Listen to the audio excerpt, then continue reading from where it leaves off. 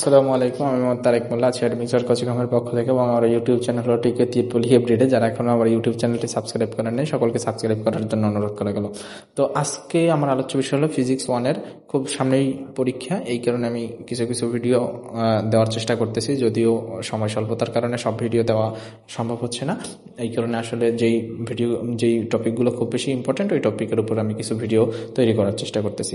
তো আজকে আমার আলোচ্য বিষয় হলো ফিজিক্স 1-এর নিউটনের দ্বিতীয় সূত্র, অথবা প্রমাণ করা যে F is equal to M A, অথবা প্রমাণ করা যে P is equal to M F, যে কোনো কিছু আপনার আসতে পারে। এখন আপনার এফ মানে বল, পি মানে প্রেসার, দুইটাই এক জিনিস। আপনার বল রে আপনি এফ দ্বারাও প্রকাশ করতে পারেন, পি দ্বারাও প্রকাশ করতে পারেন। ত্বরণ রে আপনি এফ দ্বারা প্রকাশ করতে পারেন, মানে ছোট হাতের এফ যেটাকে আমরা বলি, আর ত্বরণে আপনি এ দ্বারাও প্রকাশ করতে পারেন। আপনি যা দ্বারাই প্রকাশ করেন ভুল হবে না, অর্থাৎ আপনার এখানে যেটা আসবে আপনি সেটা নিয়েই কাজ করবেন। এখন আমরা মূলত নিউটনের দ্বিতীয় সূত্রটা আগে বুঝতে হবে। নিউটনের দ্বিতীয় সূত্রে বলা আছে যে বস্তুর ভরবেগের পরিবর্তনের হার এর উপর প্রযুক্ত বলের সমানুপাতিক। ভরবেগের পরিবর্তন প্রযুক্ত বলের দিকেই ঘটে। আসলে এই কথার অর্থটা কি সেটা একটু আমরা বোঝার চেষ্টা করি। যে বস্তুর ভরবেগের পরিবর্তনের হার, বস্তুর ভরবেগ আগে বুঝতে হবে। ভরবেগটা কি দেখেন, ভরবেগ মানে হলো ভর এবং বেগের গুণফল, এইটা হলো ভরবেগ। ভরে আমরা এম দ্বারা প্রকাশ করি, বেগরে আমরা হয়তো ভি নয়তো ইউ দ্বারা প্রকাশ করি। তাহলে আমার এম ভি অথবা এম ইউ হবে ভরবেগ। এখন আমরা বস্তুর ভরবেগ পরিবর্তনের হার, ভরবেগ বুঝলাম, পরিবর্তনের হার এরপর প্রযুক্ত বলের সমানুপাতিক, এই বিষয়টা একটু এক্সপ্লেইন করার চেষ্টা করি সরাসরি। আমরা মনে করলাম একটা বস্তু আছে, যে বস্তুটার ওজন বা ভর এম, তাহলে এম ভরের একটা বস্তু আছে। ওই এম ভরের বস্তুটারে যখন আমি এইখান থেকে একটা ধাক্কা প্রয়োগ করব, প্রেসার দেব অথবা বল দিব, বল দেওয়ার পর বস্তুটা কি এই দিকে যাবে দেখেন। তাহলে প্রাথমিক পর্যায়ে বস্তুটার বেগটারে ধরলাম আমরা ইউ, প্রাথমিক পর্যায়ে বেগটাকে আমরা আদি বেগ বলি, সেটাকে আমরা ইউ দ্বারা প্রকাশ করি। তাহলে আমরা এই এম ভরের একটা বস্তুরে যখন পি বল প্রয়োগ করলাম বা এফ বল প্রয়োগ করলাম, তখন এটা ইউ আদি বেগে গতিশীল হইল। টি সময় পর যে বেগটা প্রাপ্ত হইল সেটা আমরা শেষ বেগ বলতে পারি, ভি শেষ বেগ বলতে পারি। ক্লিয়ার? এখন আমরা বলতে পারি এম ভরের কোনো বস্তুকে এফ বল প্রয়োগ করা হলে ইউ আদি বেগ হতে টি সময় পর ভি শেষ বেগ প্রাপ্ত হয়। এখন আমরা ভরবেগ এখানে কয়টা পাবো? ভরবেগ মূলত দুইটা পাবো, একটা আদি ভরবেগ পাবো আর একটা শেষ ভরবেগ পাবো, নাকি? কারণ আদি বেগ এবং আদি ভর এই দুইটার গুণফল আদি ভরবেগ, শেষ বেগ এবং শেষ ভর এই দুইটার গুণফল শেষ ভরবেগ। তাহলে আদি ভরবেগ আমরা পাচ্ছি কি? ভর বেগ মানে কি? M V. তাহলে আমরা আদি ভরবেগ বলতে পারি এম ভি, আর শেষ ভরবেগ বলতে পারি কি? এম আদি ভরবেগ আমরা কি বলতে পারি? এম ইউ, নাকি? আদি ভর হলো এম আর আদি বেগ হলো ইউ, তাহলে এম ইউ হলো আদি ভরবেগ। শেষ ভরবেগ আমরা কাকে বলতে পারি? M V. কারণ কি? শেষ ভর হলো এম, শেষ বেগ হলো ভি, তাহলে আমরা শেষ ভরবেগ বলতে পারি এম ভি। এখন আসলে এদের পরিবর্তনটা আমরা কে পাবো, এটা একটা বোঝার বিষয়। পরিবর্তন পাবো কিভাবে?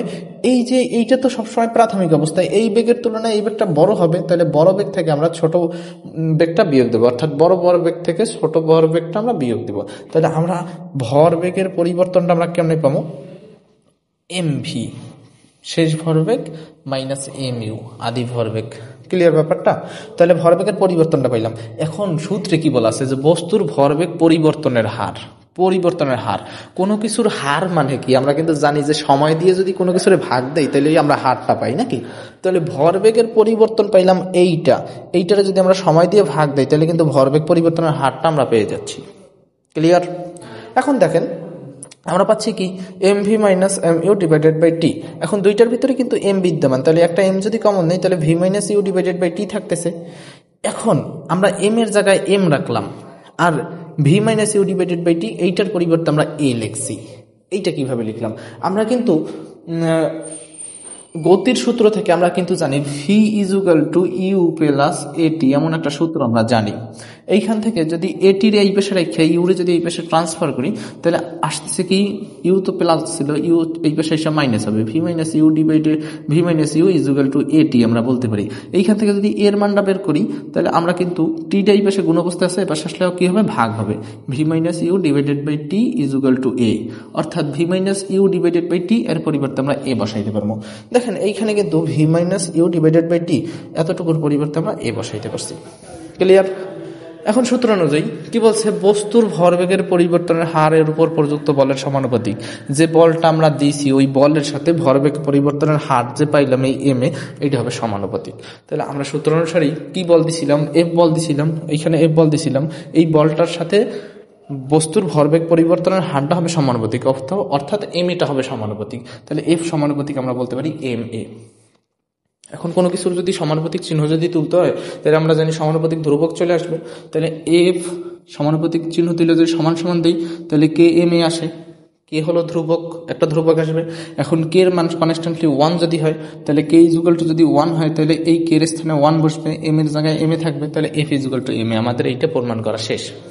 এখন অনেক সময় আপনি বইমূল্যে দেখবেন যে অনেক সময় বলবে যে দ্বিতীয় সূত্রের সাহায্যে প্রথম সূত্রের প্রতিপাদন করো। 2 নম্বর সূত্র যেটা আছে, এই যে প্রমাণ করলাম, এই 2 নম্বর সূত্রের সাহায্যে আমরা 1 নম্বর সূত্রের প্রতিপাদন করবো। এখন বুঝতে হবে আসলে প্রথম সূত্র কি। প্রথম সূত্রে বলা আছে যে কোনো বস্তুর উপর যখন বল দেব না, এইখানে তো বল দিছি, এই পি বা এফ বল দিছি, এখন বল যদি না দেই, তাহলে একটা বস্তু যদি স্থির থাকে ও আজীবন স্থির, ওরে কেউ লড়াইতে পারবে না। আর একটা বস্তু যদি গতিশীল হয় ও আজীবন সমবেগে গতিশীল থাকবে। এই জিনিসটা আমাদের প্রমাণ করে দেখাইতে হবে। এখন বলতে পারেন যে আমি হাওয়ায় যদি একটা বস্তুরে যদি দোলাই, তাহলে আসলে ওর তো আজীবন দুলতে থাকা উচিত। কেন দুলতে থাকে? আজীবন দুলতে থাকা উচিত না, কিন্তু দুলতে থাকে না কেন, স্থির হয় কেন? কারণ কি, এইখানে একটা বাতাসের বাধা আছে, কিন্তু এই বাধাটুকু যদি না থাকতো তাহলে ও আজীবন সমবেগে দুলতেই থাকতো। ঠিক আছে? তাহলে আমরা এই সূত্রটার একটু প্রতিপাদন করি। কি বলা আছে যে বল প্রয়োগ না করা হলে, কোনো বস্তুতে যদি বল প্রয়োগ না করি, তাহলে স্থির বস্তু আজীবন স্থির থাকবে, চলমান বস্তু সমবেগে চলমান থাকবে। এখন দেখি, আমরা তো দ্বিতীয় সূত্র হইতে যেহেতু প্রথম সূত্রের প্রতিপাদন করব, দ্বিতীয় সূত্র হতে তো জানি F is equal to M A. এখন এফ এর মান কি হবে? 0। কারণ কি বলছে যে বল প্রয়োগ না করা হলে, বল যদি না দেয় তাহলে বলের পরিমাণ কি 0, তার মানে এফ এর মান 0। তাহলে M A is equal to আমরা 0 বলতে পারি। এম এর জায়গায় এম, এর পরিবর্তে তো আমরা জানি V minus U divided by T, এর পরিবর্তে বসাইলাম V minus U divided by 2 is equal to 0। এখন দেখেন এই এম এর যদি 0-র সাথে ভাগ করি, তাইলে 0-র সাথে যারাই ভাগ করবো কি 0 হয়ে যাবে না? তাহলে এখানে আসবে কি V minus U divided by T is equal to 0 আসতেছে। কিন্তু এখন টি রে যদি এই 0-র সাথে নিয়ে গুণ করি, তাহলে কি 0-র সাথে যারা গুণ করি না কেন ওর মান 0 হয়ে যাচ্ছে না? তাহলে V minus U is equal to 0 লিখতে পারি, V minus U is equal to 0। Clear?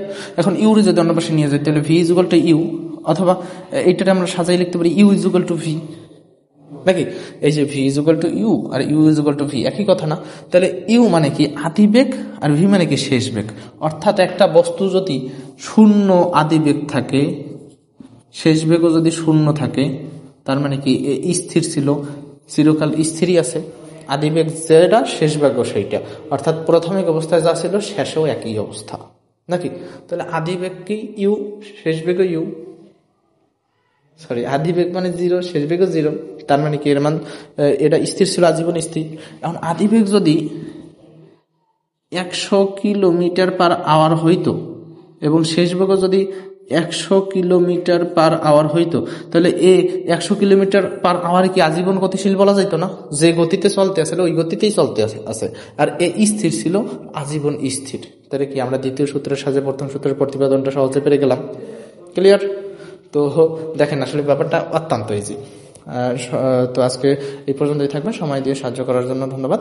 আল্লাহ হাফেজ। সবাই আমার ভিডিওগুলো ফলো করবেন, আশা করি ভালো একটা ফলাফল করতে পারবেন। আর যারা এখন আমার চ্যানেলটি সাবস্ক্রাইব করেন নাই, দেখেন স্পেলিং দেওয়া আছে TK3FF, অবশ্যই আপনারা আমার চ্যানেলটি সাবস্ক্রাইব করে দেবেন। তো সময় দিয়ে সাহায্য করার জন্য ধন্যবাদ। আজকে এই পর্যন্তই। আল্লাহ হাফেজ।